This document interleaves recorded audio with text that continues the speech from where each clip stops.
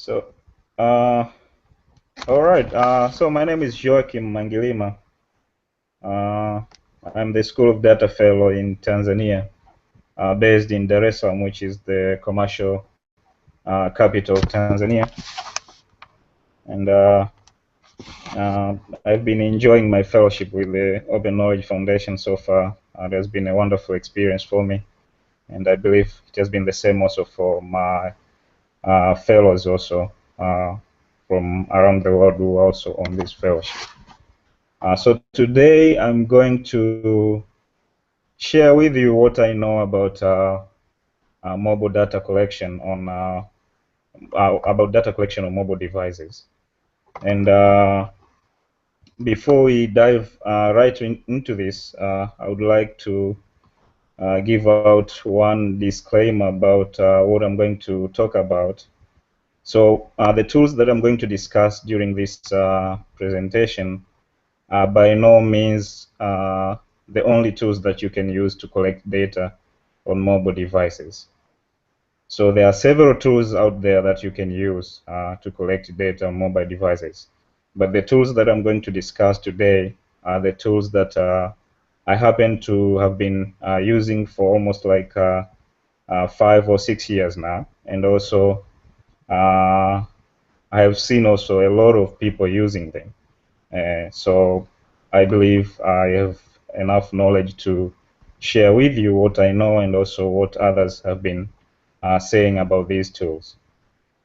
So with that, I would like to start with the first tool, which is Open Data Kit,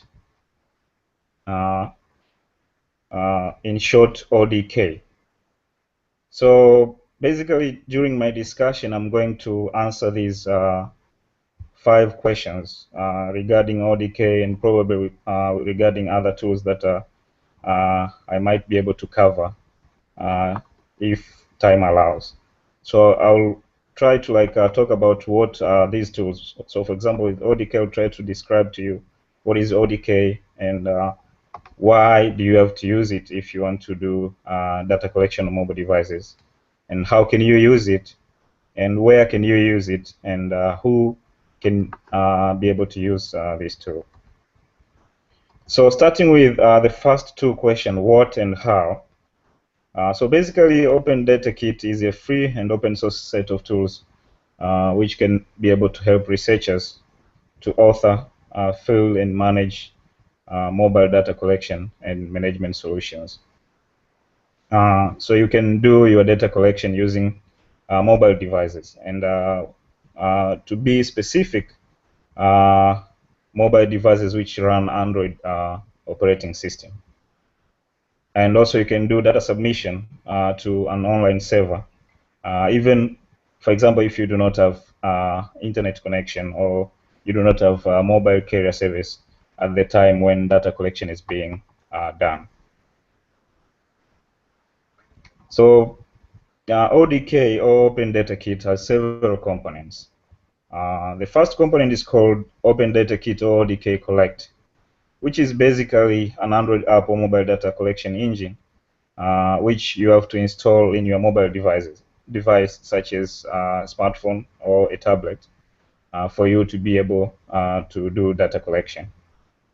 And also with ODK, you can be able to download forms which you may be able to author and then save them on an online server whereby you can download those forms and use the forms which have been downloaded to collect data out on the field. But also with ODK Collect, you can use also it to upload data to an online server of your choice. So the second component is called ODK Build. So ODK Build is a tool that enables you to create forms or to author forms, which will be able to run on ODK Collect client on an Android device. But also ODK Build enables you to publish forms to Aggregate. So Aggregate is the server which is responsible for storing all the data that is coming from an Android client or ODK Collect.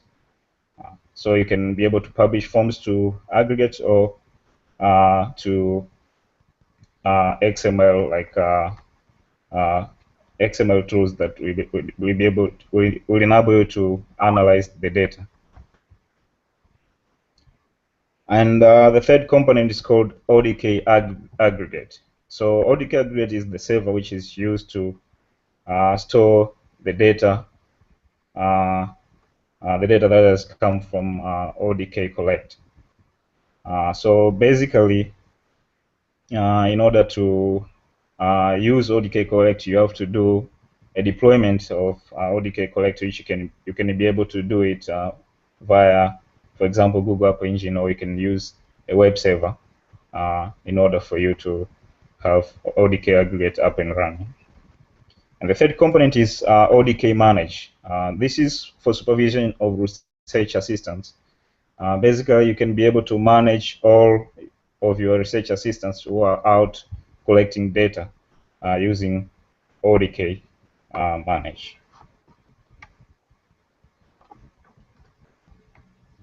So this is, in a nutshell, the visualization of how ODK is, as far as from like authoring forms all the way up to like the server. So basically, you start with authoring forms using ODK build or any XML editor, because all forms which are being used on ODK on Open Data Kit are built using XML, which is a scripting language. So for those who are not very familiar with scripting language, probably you might have heard of like a scripting language called HTML. So XML is more like HTML.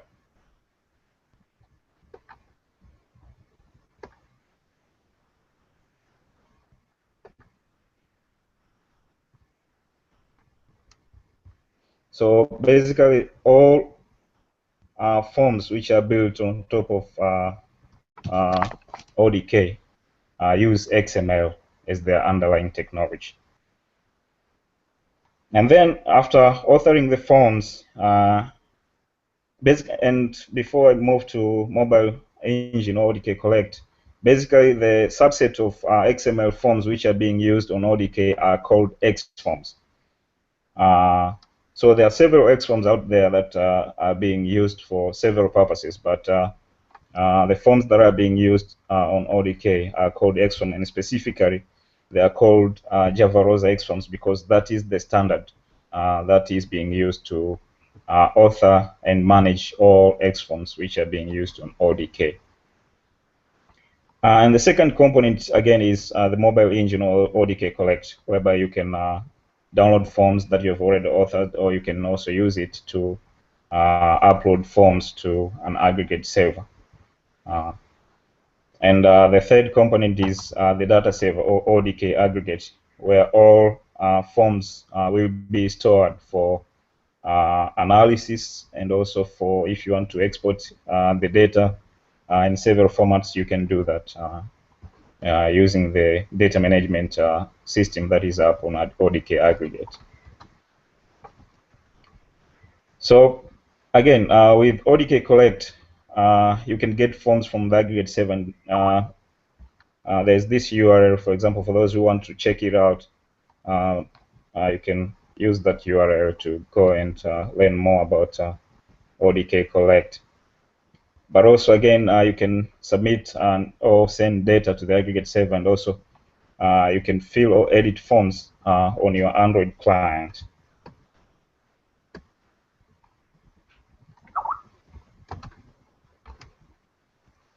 So what you are seeing right now on the screen is the ODK Collect app, which is on an Android device. This is the interface of it when it is installed on an Android device. So basically, when you open it for the first time, there are several things that you'll be able to see, or several activities that you can be able to do. For example, you can fill in blank forms, assuming that you have already downloaded forms that you have already authored, for example, using ODK build. or you can edit forms that you have already started filling in, or you can send finalized forms to the server, to the aggregate server, that is. And you can also download blank forms from aggregate server, or you can delete saved forms which are running on your Android device. So when you open a form that has already been like authored, for example, on your left hand side of your screen, you'll be able to see this form called reconnaissance damage evaluation test. So assuming that this is our form and there are several like questions in the form, when you open it at the first time, you'll be able to see these words which are trying to like explain to you the name of the form that you're opening and what you need to do in order to like to be able to start filling in all the questions that are within this form. So uh, with with regard to questions, so there are several types of questions that you can author on top of ODK Collect. So again, for example, right now you can see like this is like a choose one type of question whereby you have a question and there are several answers, but you're supposed to choose one and one answer only. Or you can also have like a open-ended type of questions whereby you can fill in any type of answer that is relevant according to the question that is being asked at that particular time. So there are also like multiple choices type of question whereby you can select more than one option. So there are several different types of questions that you can author on top of ODK Collect.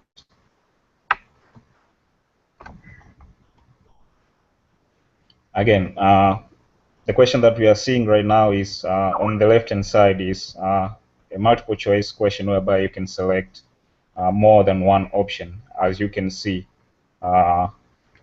use on the last two option, bar buckling and unconfined concrete.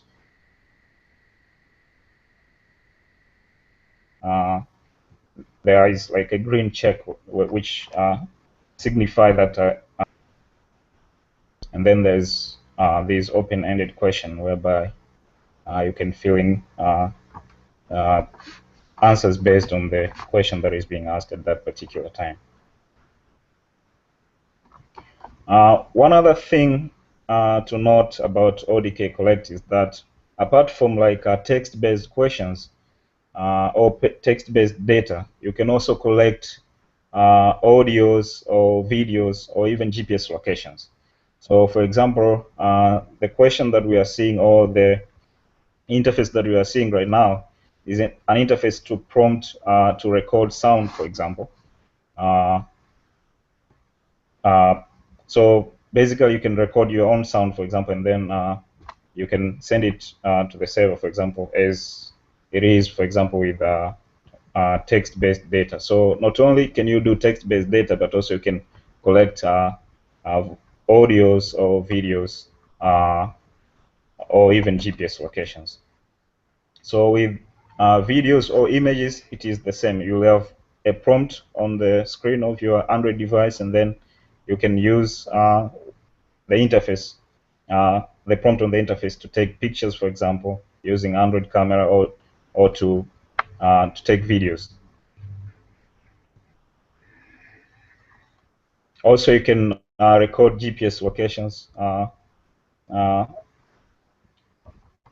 You can capture GPS locations in latitude, longitudes, and which of course enhances the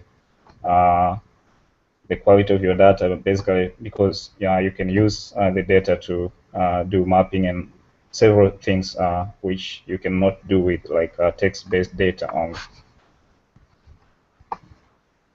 So at the end of the form, after you have filled all the questions in the form, there are, for example, the interface that we are seeing right now is the interface that you'll be able to see when you have already filled all the questions in the particular form.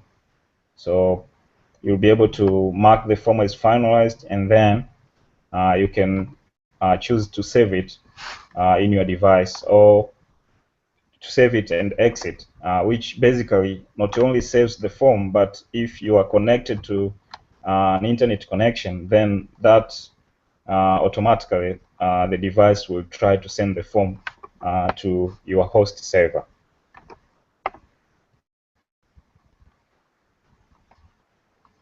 So when you save the form, basically when you mark the form as finalized, you cannot open the forms and edit them later on.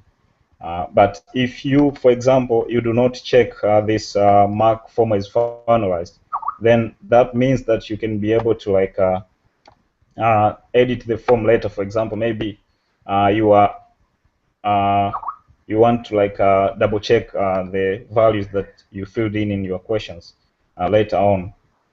So when you mark the form as finalized, it means that the form cannot be edited later on, and it means that the form not only will be saved into a device, but also to be sent to the server. But if you do not mark the form as finalized, then it means that the form will be saved in your device only, but it will not be sent to the server, and there is a possibility of editing that form later on, and then send it to the server once it has been finalized. So, for example, if you didn't check the mark as finalized box, and then you saved the form into your device, you can come back later and then try to edit and then send the finalized form, for example. But if you did check the mark as finalized box, and for any reason maybe you didn't have internet connectivity, and then later on you do have access to internet connection,